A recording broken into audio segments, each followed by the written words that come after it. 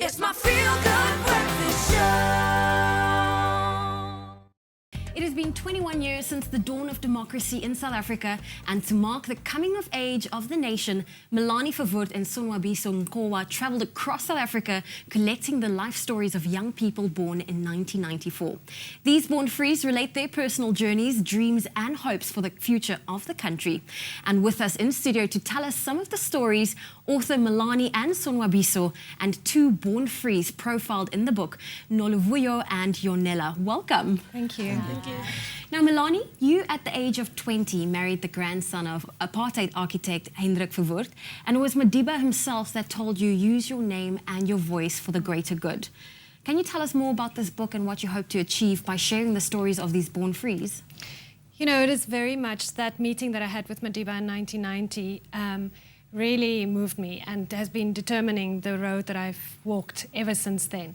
And that's how the journey started. It's been an extraordinary journey for us, and anybody who will read the book will also see a journey that at times took our breath away. Okay. We're not naive, but it really, really shook us, the stories we found in there.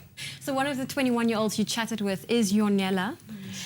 Tell us what it's been like being a born free. I mean, you're an artist, you're a rapper, and you're also a very fearful gay activist. So what has that been like for you?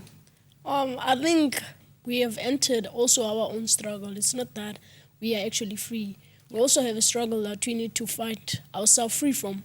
That's causing to being a gay activist, you know. I'm a lesbian living in the township, and it's really hard out there because people are still like backwards. They don't understand our life. And I lost a sister who was a lesbian due to hate crime. I've lost a couple of friends along the way.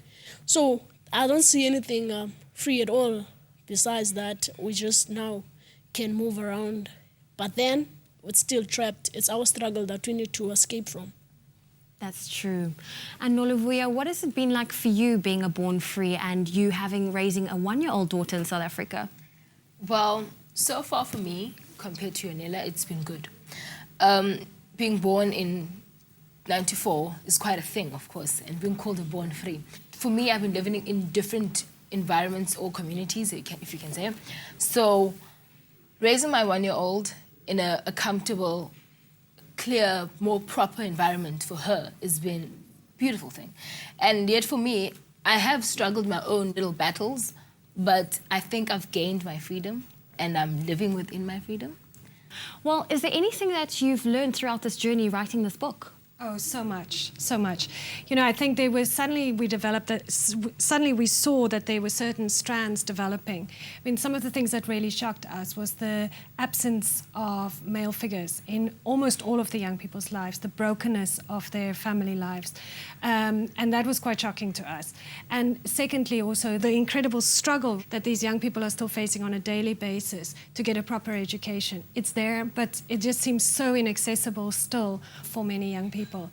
We were also quite impressed with their clarity of their identity, though. Yeah. That was quite extraordinary. And I don't know if there was anything else on Sonwabiso can add. Yes, definitely. It's almost like having engaged with the people who were born in 1994, it's almost like, I've been saying to Melanie, it's almost like we've become more South African. I mean, somebody said you become through interaction. Having interacted with the young people who were born in 1994, it really made us feel that this is our country, and it's an interesting, complex country that we live in. Yes, there are vast differences between how young people live, from wealthy to not so well off. It's a reality in South Africa.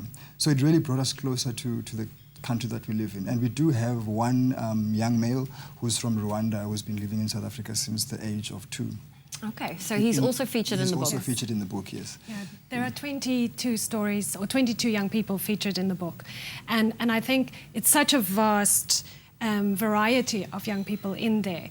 But in the end, and not intentionally, but we think what happened in the end is that this is very much a mirror of modern day South Africa. And it's not all good.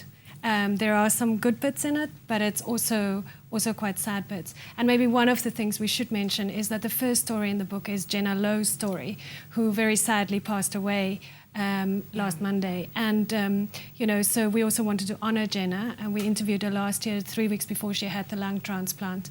And of course, sadly, she passed away. So we also feature the young people who face these life and death battles every day as well. Well, thank you so much for coming and sharing this amazing story with us. The book 21 at 21, The Coming of Age of a Nation, it will be on sale from today in celebration of Youth Day. So pick up a copy and go and be inspired by these courageous stories.